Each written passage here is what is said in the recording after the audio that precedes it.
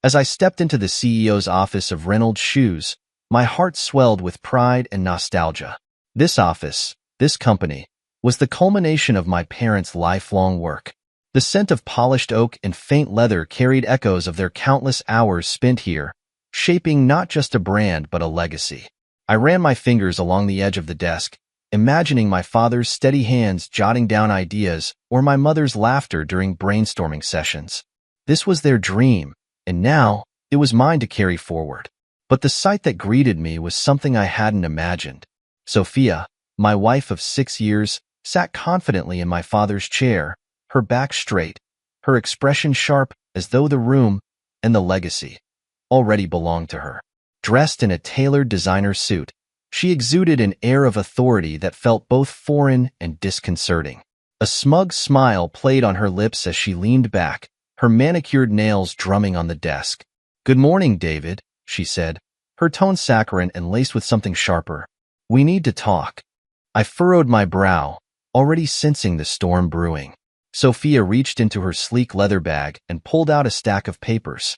With a casual slide, they landed in front of me. Divorce papers. The sight of my name on the stark legal documents felt like a slap to the face. "I am now the CEO of Reynolds Shoes," she declared, her voice steady, but her eyes betrayed a flicker of nerves. "Sign these, and we can move on like adults." For a moment, I stood frozen, disbelief coursing through me. My Sophia, the woman I had once believed in, trusted, and loved, was sitting here, orchestrating my downfall. And yet, as the initial shock ebbed away, I couldn't help but laugh, a slow, deliberate chuckle that filled the room, catching her off guard. Her smug expression faltered. "What's so funny?" she snapped, her confidence slipping. I met her gaze, my voice calm but cutting. "It's amusing how you've underestimated me and my parents." Sophia's brow furrowed, confusion breaking through her polished demeanor. I leaned forward, keeping my tone measured. "Did you even read the will, Sophia?" My parents anticipated every possible scenario, including this one. Her face blanched. The confidence she had exuded moments ago began to crumble as I continued. "The will explicitly states that the CEO title, the company shares, and every decision related to Reynolds Shoes belongs solely to me. Not you. Not your mother. Just me." Sophia opened her mouth to respond, but no words came. The sharp retort she was preparing never materialized. She looked down at the papers in front of her as though searching for an escape route, a way to salvage her plan. I stood tall, exuding the authority she had so desperately tried to usurp. "This company was built on my parents' sweat and sacrifice. It's not a tool for your ambitions or a prize for your manipulations. You have no claim to it, none."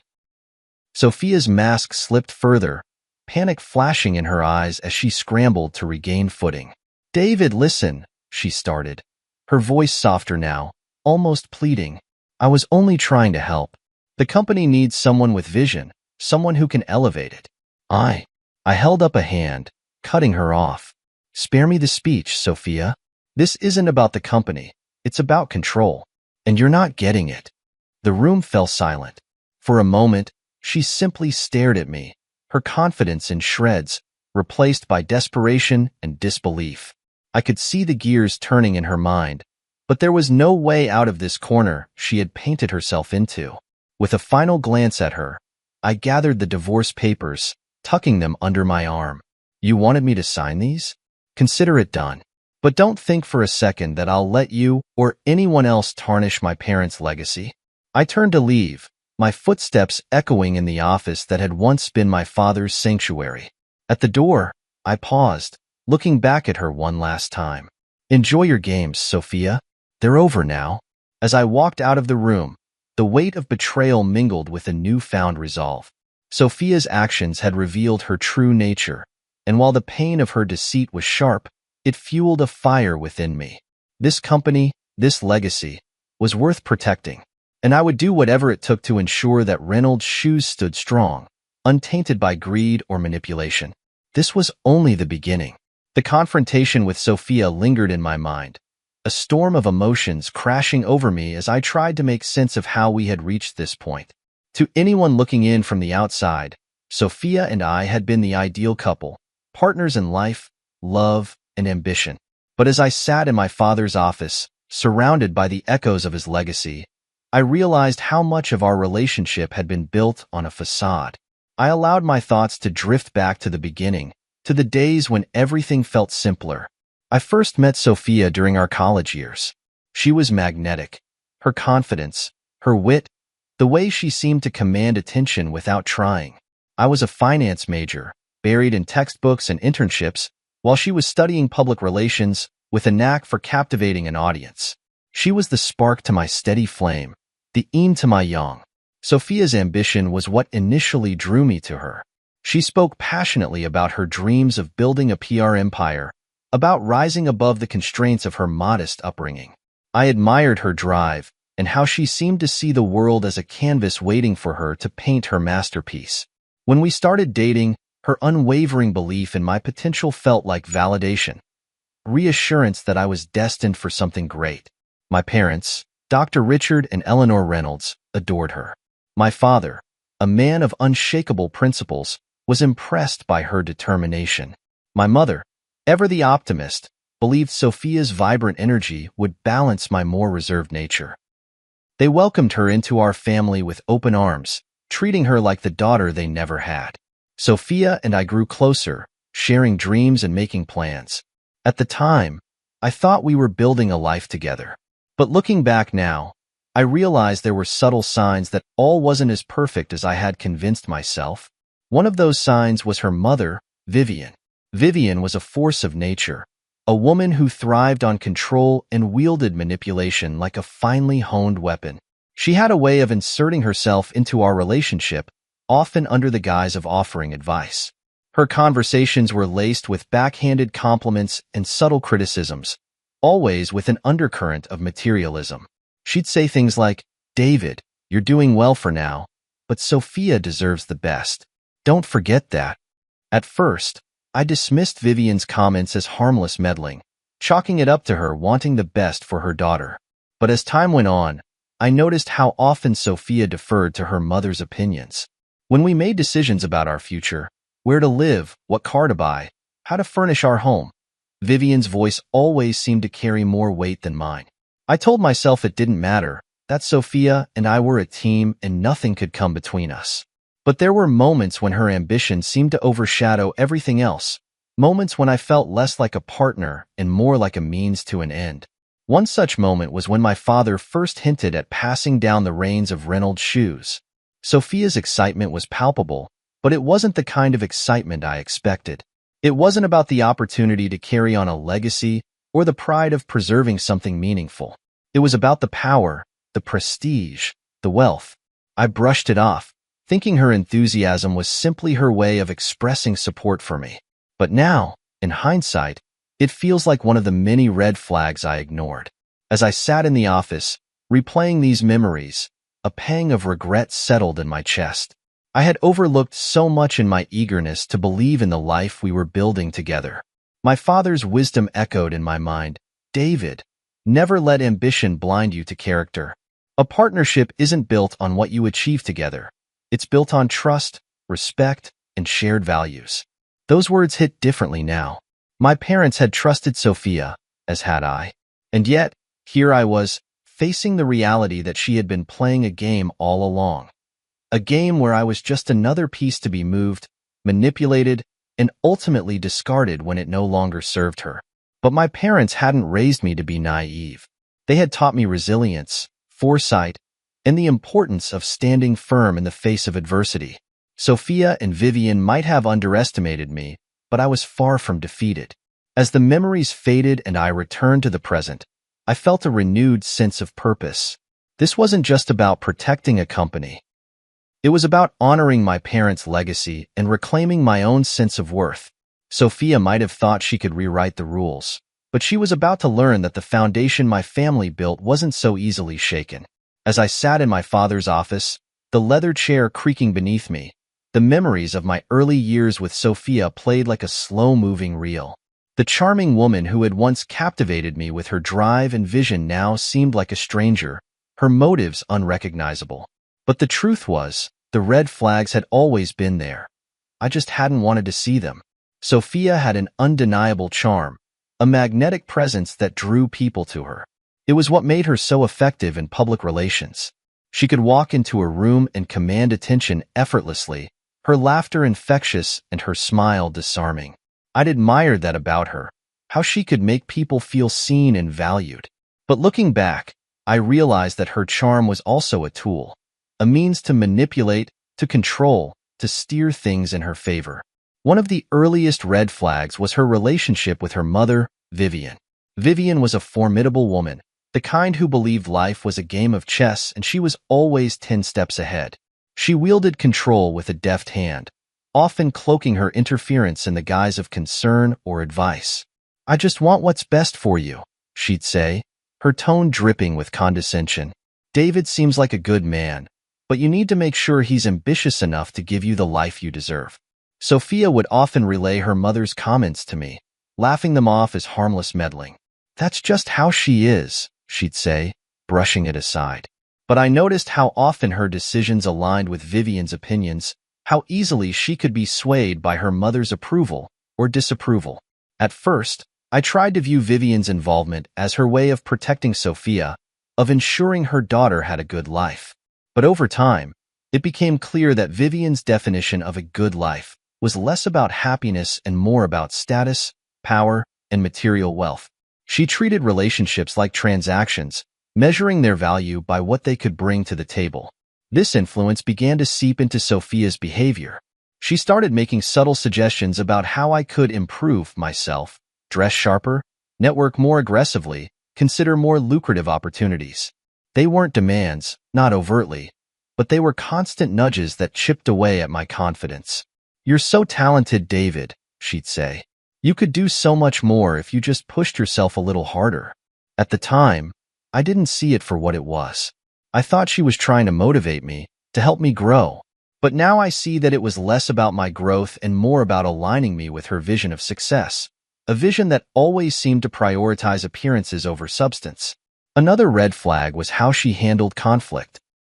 Sophia had a way of deflecting blame, of turning any disagreement into a referendum on my shortcomings. If I pointed out something she had done wrong, she'd twist the conversation until I was the one apologizing. It was an art form, really, the way she could make me doubt my own perspective. "You're overreacting," she'd say, her tone calm but dismissive. "You're being too sensitive." Over time, I began to second-guess myself, to question whether I was being unreasonable. It wasn't until much later that I realized this was a form of manipulation, a way to maintain control by eroding my confidence. But the most glaring red flag, the one I couldn't ignore in hindsight, was her growing obsession with my family's business. When my father first started discussing succession plans, Sophia's enthusiasm was palpable. She threw herself into conversations about the company with an intensity that seemed, at first, like genuine interest. She'd ask questions about the operations, the board members, the financials. I thought she was trying to support me, to understand the responsibilities I would inherit. But now I see it was something else entirely. Her interest wasn't in the company itself. It was in the power and prestige that came with it. She began attending board dinners and networking events with me, positioning herself as an integral part of the Reynolds Shoes legacy. At the time, I saw her involvement as a positive thing, a sign that she was invested in our future. But now I realize she was laying the groundwork for something far more calculated. Sophia's behavior didn't happen in a vacuum. It was shaped, in part, by Vivian's influence, by a worldview that valued wealth and status above all else. But I also had to take responsibility for my part in it. I had ignored the red flags, dismissed my instincts, and convinced myself that love was enough to overcome anything. As I sat in that office, the weight of these realizations pressing down on me, I made a promise to myself. I would not ignore the signs again. Sophia had underestimated me, just as I had underestimated her ambition. But this time, I was ready. This time, I would protect what mattered, not just my family's legacy, but my own sense of self-worth. The day my parents passed away was the day my world shattered. It wasn't just the loss of two incredible people. It was the loss of a guiding light, a foundation I had built my life upon. My father, Richard Reynolds had been more than a successful businessman. He was a mentor, a man who led with integrity and vision. My mother, Eleanor, was the heart of our family, a woman whose warmth and wisdom held us together. The accident was sudden and devastating. They were returning from a weekend retreat when their car veered off the road. I still remember the phone call from the hospital, a moment that split my life into before and after.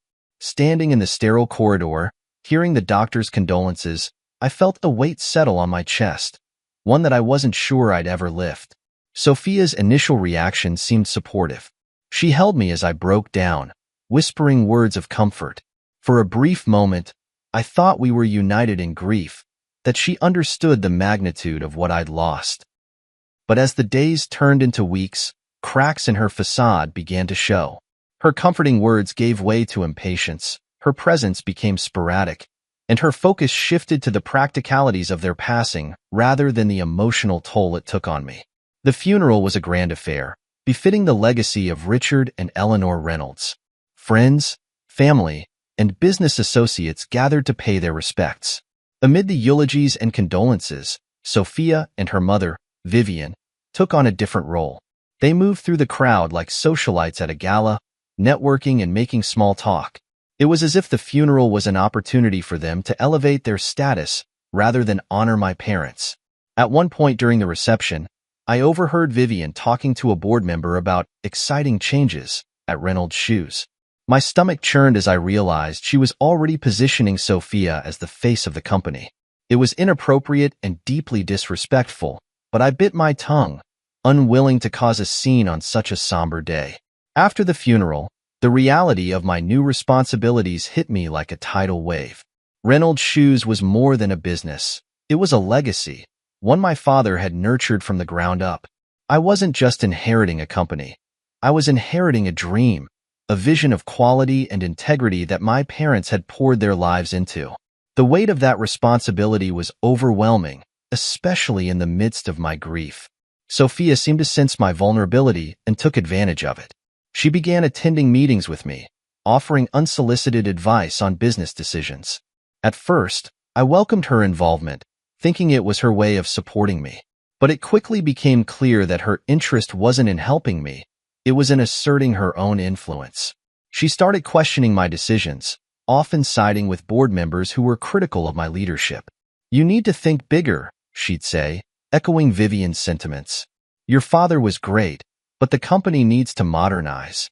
Her comments stung, not because they were critical, but because they lacked understanding of the values my father had instilled in the business. Sophia's behavior became increasingly erratic. She threw lavish dinners for board members, spoke about plans for the company as if she were already in charge, and began making subtle digs about my ability to handle the pressure. I tried to brush it off, chalking it up to stress and her way of coping with the loss.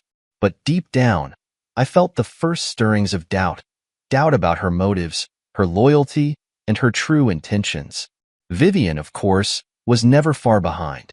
She encouraged Sophia's behavior, often pulling her aside for hushed conversations that ended with smug smiles and knowing glances.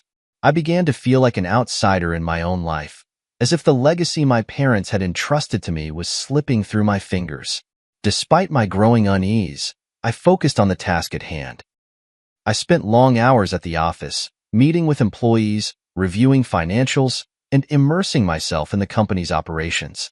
It was my way of staying connected to my father, of honoring his memory by ensuring Reynolds Shoes continued to thrive.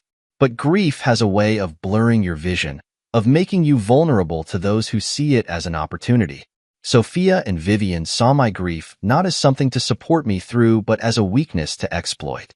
And as I would soon learn, they had been planning their next move long before I realized what was happening. As I stood in my parents' study one evening, surrounded by their books and photographs, I made a silent vow. I would protect their legacy at all costs. I would not let their dreams be dismantled by greed or ambition, and I would uncover the truth, no matter how painful it might be. In the months following my parents' passing, life at Reynolds Shoes became a battlefield. The loss of my father and mother had left a void not only in my heart, but in the company's leadership. As I worked tirelessly to stabilize operations, Sophia began to subtly shift the dynamics between us, testing the boundaries of her influence. At first, her involvement seemed benign. She attended company dinners, mingled with board members, and offered her opinions during informal discussions. "I'm just trying to help," she would say with a sweet smile, one I had once found comforting. But as time went on, her suggestions turned into directives, and her charm took on a sharper edge. Sophia's behavior started to mirror Vivian's more and more. It wasn't just her words. It was her posture, her tone, and the way she asserted herself in conversations about the company. She began referring to Reynolds Shoes as our legacy, a phrase that grated on me every time I heard it. "David, we need to modernize," she insisted during one heated discussion about production methods. "Your father's vision was brilliant, but it's outdated. We need to think bigger." I wanted to believe her intentions were good, that she genuinely cared about the company and its future. But deep down, I sensed a growing disconnect. She wasn't advocating for the business. She was positioning herself for something much bigger. It became increasingly clear that Sophia saw Reynolds Shoes not as a legacy to uphold, but as a stepping stone to power. Vivian's influence loomed large during this time. She began visiting the office under the guise of supporting Sophia, but her presence felt more like a hostile takeover. She made herself at home in the boardroom, offering unsolicited advice and critiquing everything from the office decor to our marketing strategy. "This place has so much potential," she mused one afternoon, her eyes scanning the room like a vulture circling its prey.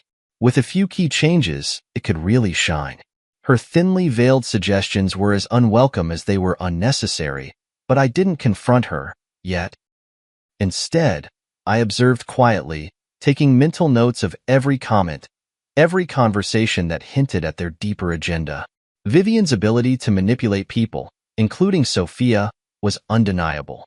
She had spent years perfecting the art of subtle coercion, and now she was wielding it against me. The turning point came when Sophia started cultivating alliances with key members of the board. She invited them to dinners and social events, framing these gatherings as casual networking opportunities. I didn't think much of it at first, but when I overheard her referring to herself as a co-leader of Reynolds Shoes, I knew something was wrong. This wasn't just a matter of semantics. It was a deliberate attempt to position herself as my equal, or worse, my superior. One night, I came home to find Sophia and Vivian huddled over a stack of papers in the living room. "What's all this?" I asked, trying to keep my tone neutral. Sophia barely looked up. "Just some ideas for the company," she replied nonchalantly. But when I glanced at the documents, I saw that they were detailed plans for restructuring the company's leadership, complete with diagrams that showed Sophia taking on a co-CEO role. I confronted her that night, my patience finally snapping. "Sophia, what exactly are you trying to do?" I demanded. "This isn't your company, and it's not your legacy to reshape." She looked at me with feigned innocence, her voice dripping with condescension. "David, I'm trying to help you. You're under so much pressure, and I thought you could use some support." Her words might have sounded genuine to an outsider, but I could see through the facade. This wasn't about helping me. It was about solidifying her own power. Vivian, ever the puppet master, chimed in with her usual brand of manipulative charm. "David, dear, you're so talented, but every great leader needs a partner. Sophia can be that for you." I walked away that night, seething with frustration but resolved to take control of the situation. It was clear that Sophia and Vivian were operating under the assumption that I was too consumed by grief and responsibility to notice their machinations. What they didn't realize was that I had been watching, waiting, and planning.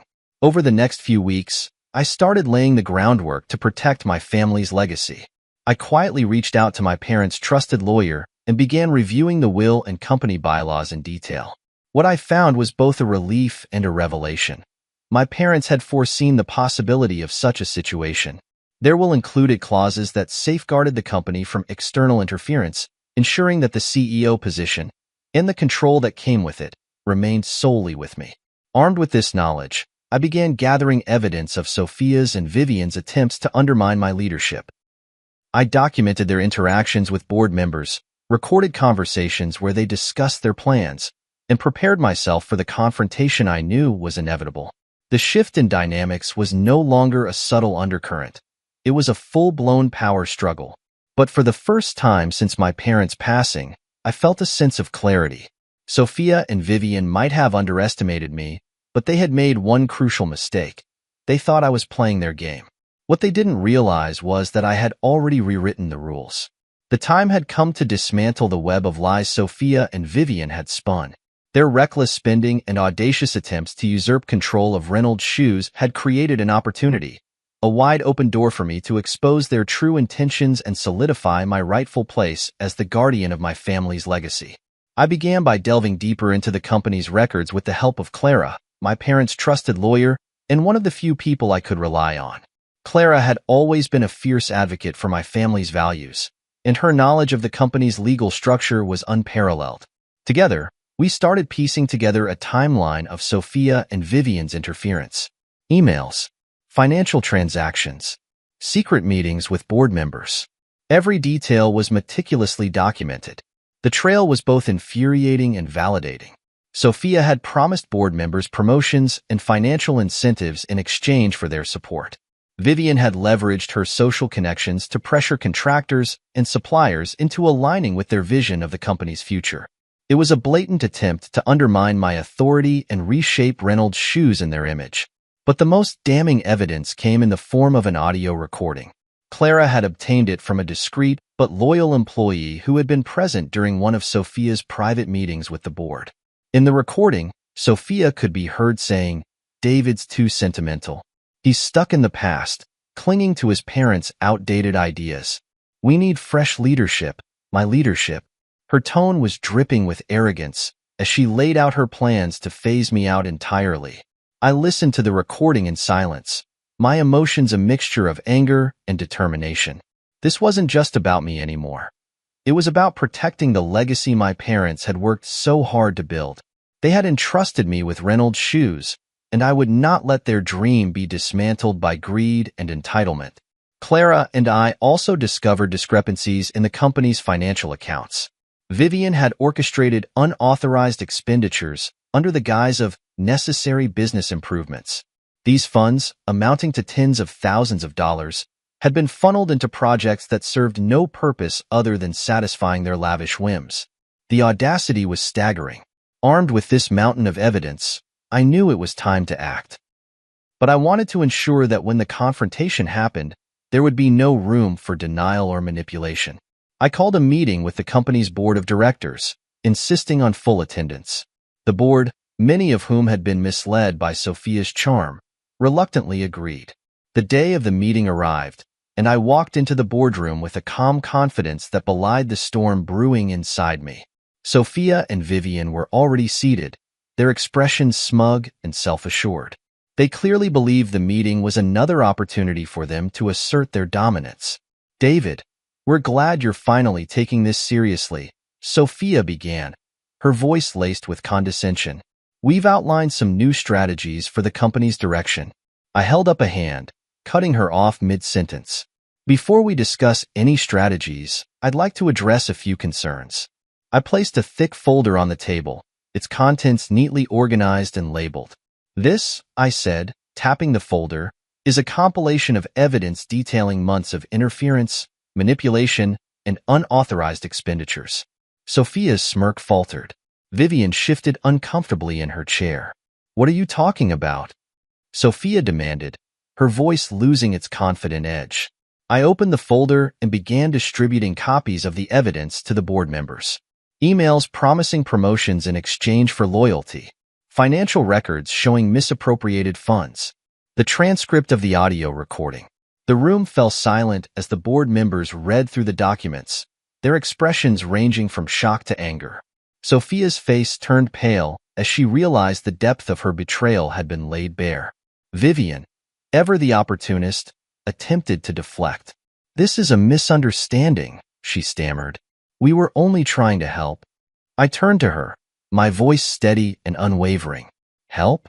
You've undermined my authority, misused company funds, and attempted to seize control of a business that doesn't belong to you.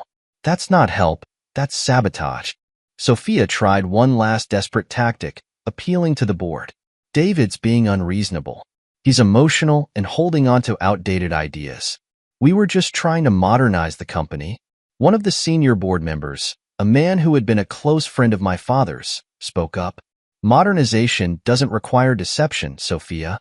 This company was built on integrity, and your actions have been anything but. With the board's support firmly on my side, I delivered the final blow. The terms of my parents will make it clear. I am the sole owner and CEO of Reynolds Shoes. Your attempts to take over this company are not only unethical but legally invalid. You have no authority here. Sophia's composure shattered, and Vivian's attempts at damage control fell flat. The board unanimously voted to remove any influence Sophia and Vivian had managed to gain, effectively cutting them out of the company entirely. As I left the boardroom that day, I felt a sense of vindication. The truth had come to light, and the legacy my parents entrusted to me was safe. But the confrontation was far from over.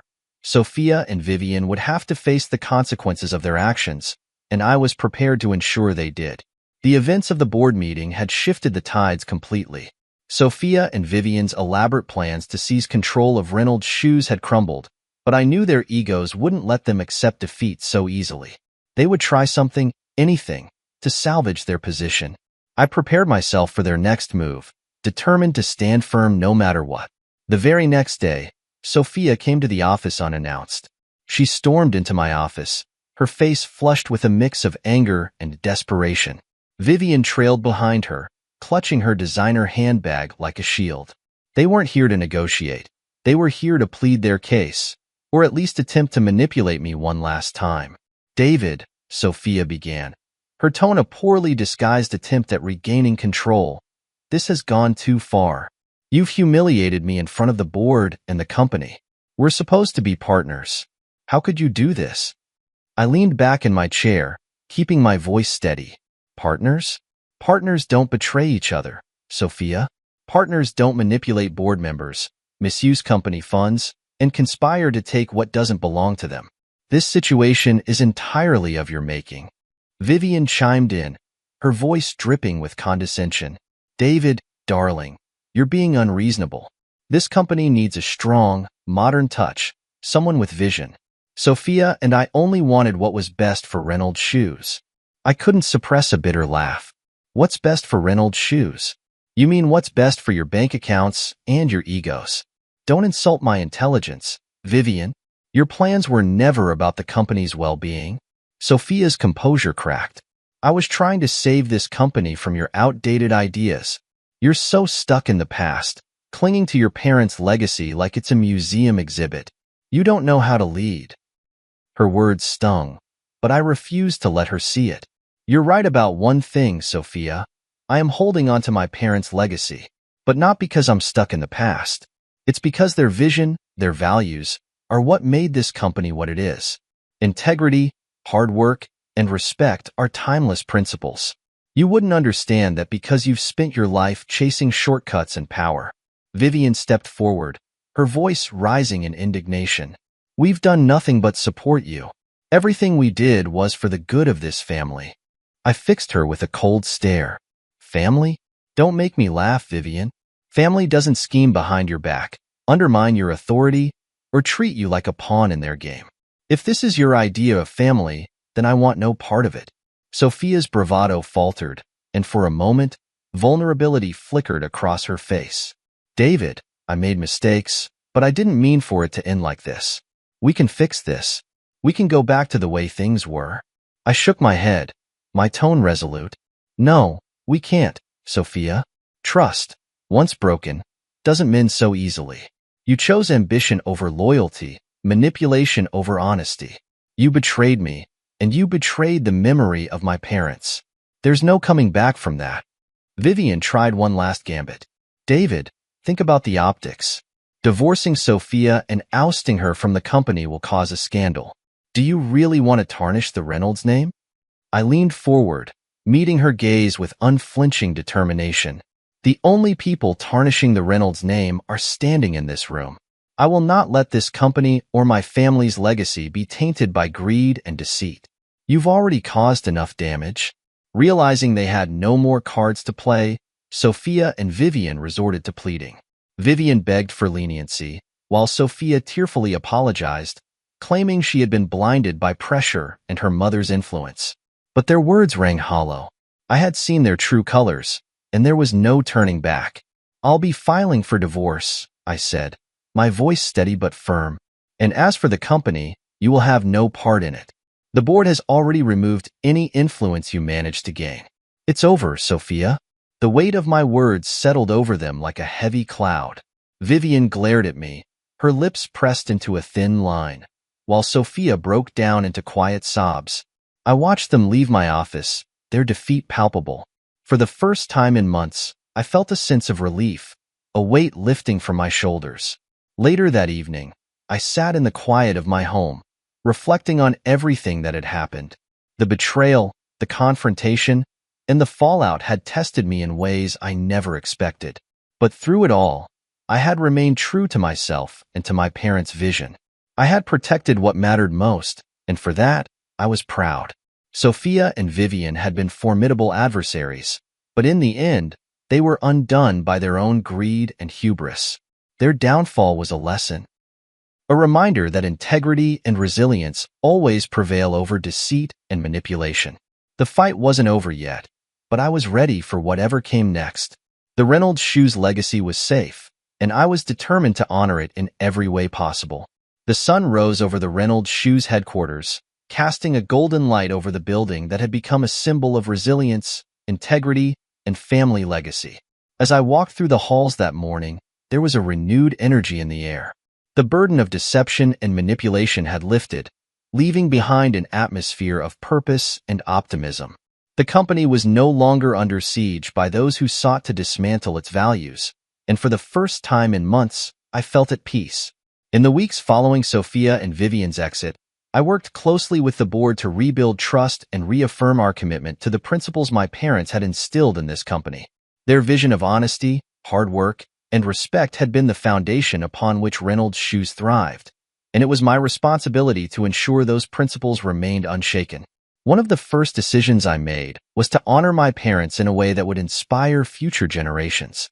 I announced the creation of the Richard and Eleanor Reynolds Entrepreneurial Scholarship, a fund designed to support young innovators who shared their dedication to ethical business practices and creative vision. The scholarship would not only preserve their legacy, but also create opportunities for others to carry forward their values. The company's leadership also underwent a transformation. I promoted Clara, my most trusted advisor, to Chief Operating Officer. Her loyalty and dedication during the turbulent times had been unwavering, and she had earned the respect of everyone in the organization. Together, we crafted a new strategic plan that balanced innovation with the preservation of our heritage. Clara's keen insights and sharp leadership became a cornerstone of our renewed mission. Meanwhile, Sophia and Vivian faced the consequences of their choices. News of their attempted coup had spread beyond the walls of Reynolds Shoes, tarnishing their reputations. Vivian's social circle distanced themselves from her, unwilling to associate with someone whose greed had led to public disgrace. Sophia, once celebrated for her charm and poise, found herself isolated, grappling with the reality of her downfall. Their lavish lifestyle unraveled as they struggled to rebuild in the shadow of their own betrayal. Despite everything, I chose not to revel in their misfortune. The experience had taught me that true strength lay not in vengeance, but in resilience. My focus was on the future, on building a life and a company that honored the memory of my parents and the values they held dear. Their legacy was not just a business. It was a way of life, a reminder that integrity and perseverance could withstand even the greatest challenges.